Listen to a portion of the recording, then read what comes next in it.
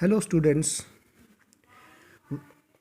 we are discussing the chapter 2, that is principles of management, and in the previous video we discussed the 14 principles given by the father of management, Henry Fayol. Now keep continuing this chapter. Today we will discuss the contribution of F.W. Taylor in the field of management. F.W. Taylor is called today we will discuss the scientific management now, and this concept of scientific management is given by F.W. Taylor, Frederick Winslow Taylor. F.W. Taylor proposed scientific management as opposed to rule of thumb. He broke up human activity into small parts and found out how it could be done effectively in less time and with increased productivity. So, according to F.W. Taylor, scientific management means knowing exactly what you want your men to do and seeing that they do it in a best and cheapest way. So, this is the definition of scientific management given by the F.W. Taylor, the father of scientific management. Let us discuss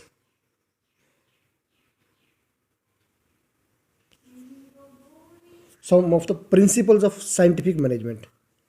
We are discussing now the principles of scientific management. The first principle is science, not rule of thumb.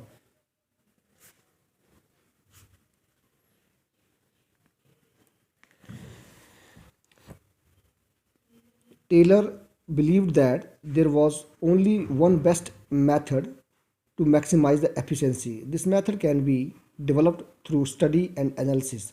The methods so developed should substitute rule of thumb throughout the organization.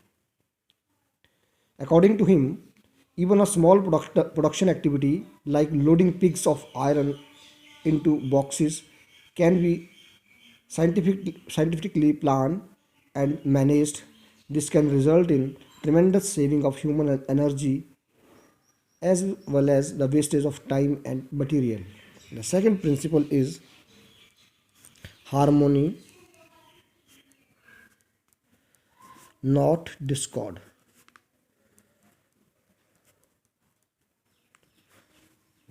As per this principle, Taylor emphasized that there should be complete harmony between the management and workers.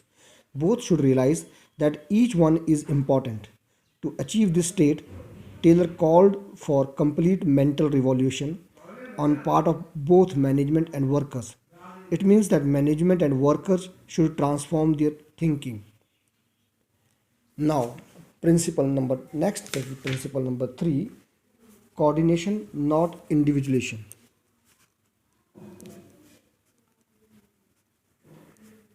Coordination, not individualization.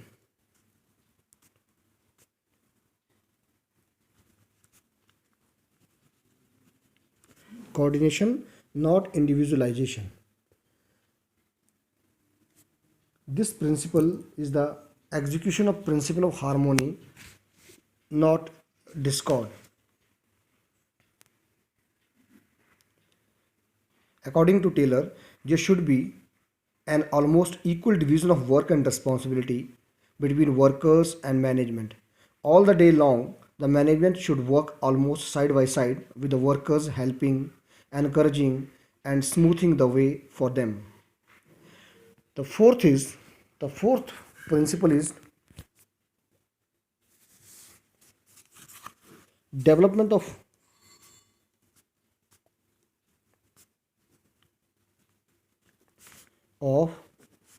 each person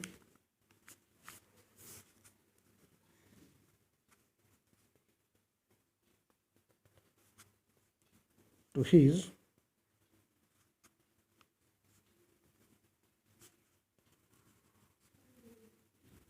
greatest efficiency and prosperity.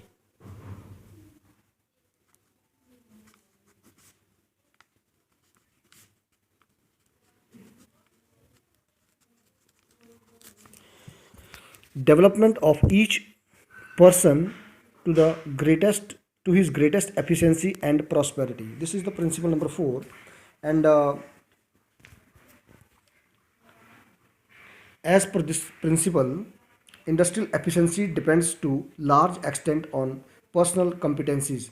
As such, scientific management also stood for workers' development. Workers' training was essential also to learn the best method developed as a consequence of scientific approach. Taylor was of the view that the concern for efficiency could be built in right form, the process of employee selection. Each person should be scientifically selected. Then, work assigned should suit him physical, mental, and intellectual capabilities. To increase efficiency, employees should be given the required training. Efficiency or efficient employees would produce more and earn more. This will ensure their greatest efficiency and prosperity both for the company and the workers. So there are four principles of scientific management. Earlier 14 principles we have discussed, and those were the principles of management. Now we are discussing the scientific management, and this is given by F.W. Taylor, and there are only four principles of scientific management. First, science, not the rule of thumb. Second, harmony. Third, coordination, not individualization. And fourth, development of each person to his greatest efficiency and prosperity. Now, in this chapter, we will discuss some of the techniques of scientific management.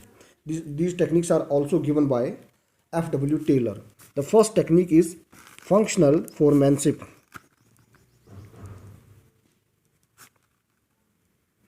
Functional foremanship.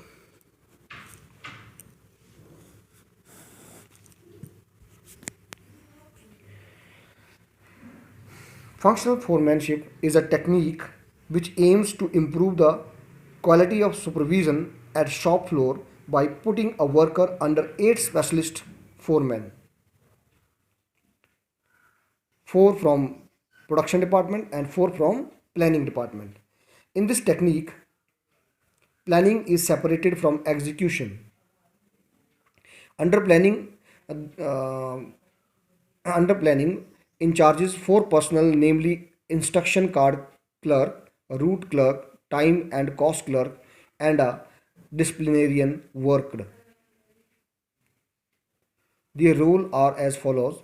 Instruction card clerk will draft the instructions for the workers. Route clerk will specify the route of the production. Time and cost clerk will prepare the time and cost sheet, and disciplinarian should ensure the discipline. And same manner, 4 supervisor will be there from the production side, production department. Speed boss who will check the speed, gang boss who will keep the machines and tools ready for work, repair boss who ensure the proper working conditions of the machines and tools, and inspector who will check the quality of work. Means under this functional foremanship technique, one worker is to be observed by 8 supervisors simultaneously, 4 from planning department, and these are instruction card clerk, route clerk, time and cost clerk, disciplinarian, and other 4 will be from production department, and these supervisor will be speed boss, gang boss, repair boss, and inspector. So by this technique, the quality of supervision will be improved and performance of the employees will be increased. Number 2, second is method study.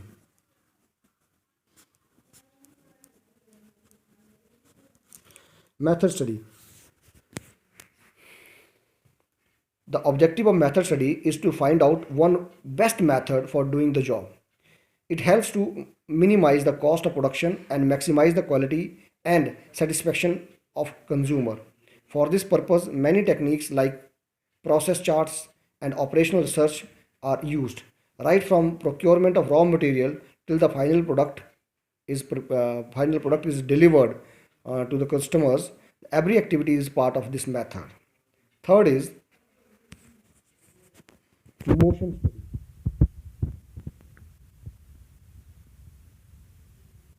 Motion study. The purpose of this study is to minimize the unnecessary movements of the workers so that quality time for doing the work can be increased. Motion study refers to the study of movements like lifting, putting objects, sitting and changing positions, etc., which are undertaken while doing a particular job.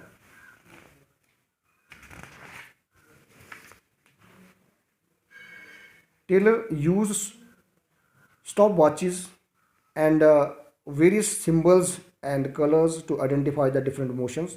The objective of motion study is to eliminate the unnecessary and wasteful movements so that it takes less time to complete the job efficiently. It helps to increase the productivity and efficiency of the employees. Next is time study.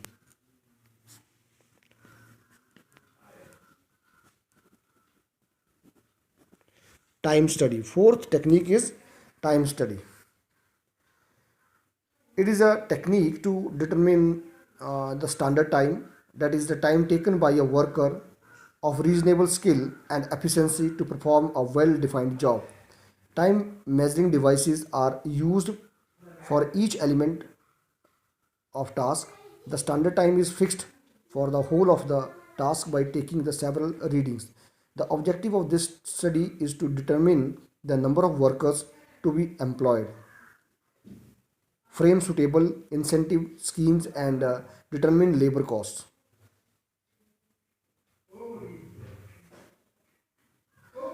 Next is fatigue study. Fatigue study means fatigue, tiredness. Fatigue study.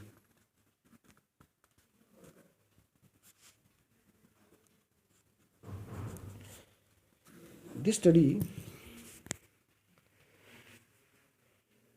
analyzes that at what time of the day the workers get tired. That time they must be given some refreshment so that they will get fresh and provide their best to the organization. So a person is bound to feel tired physically and mentally if he does not rest while working. The rest intervals will help one to regain stamina and work again with the same capacity. This will result in increased productivity. Fatigue study seeks to determine the amount and frequency of rest intervals in completing a task. And last is differential piece-based system. The sixth technique is differential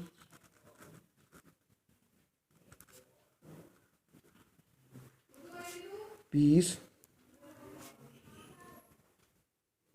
wage system. Differential piece wage system means piece rate system, you can say.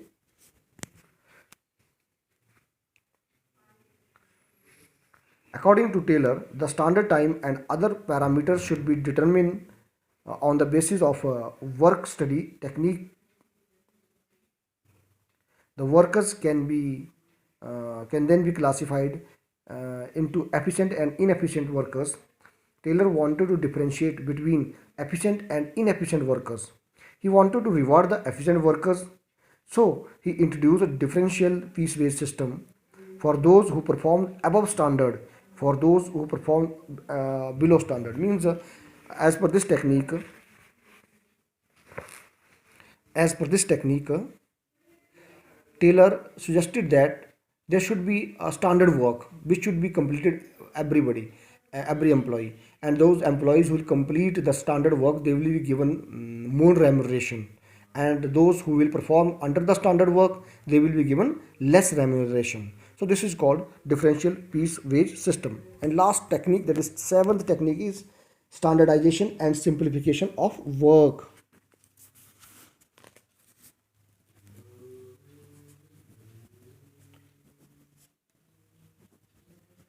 Standardization and simplification of work. Standardization and simplification of work. Simplification aims at eliminating superfluous varieties, size and dimensions, while standardization implies devising new varieties instead of existing ones. Standardization refers to the process of setting standards for every business activity. It can be standardization of process, raw material, time, product, machinery, methods, or working conditions. These standards are the benchmarks which must be adhered to during production. Now, simplification. Simplification aims at eliminating unnecessary diversity of the products. It results in saving of cost of labor, machines and tools.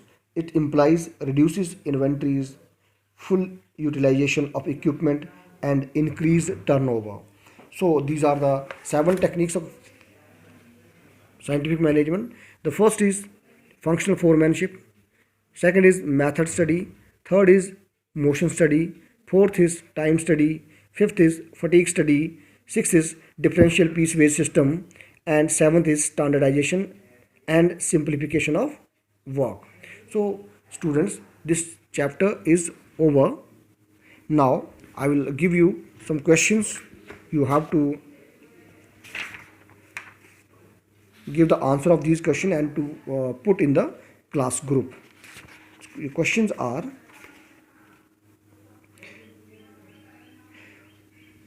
question number 1, why did Taylor introduce differential piece weight system?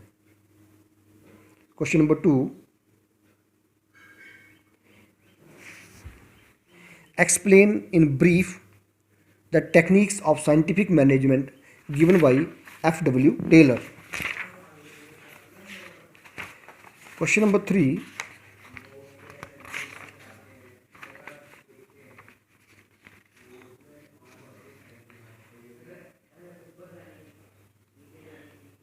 name the principle of management according to which a manager should replace I with we in all his conversation with the workers.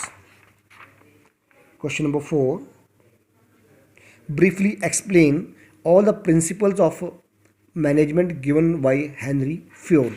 So these 4 questions you have to write in your notebook and to show me in the group. Okay, this second chapter is over. Thank you.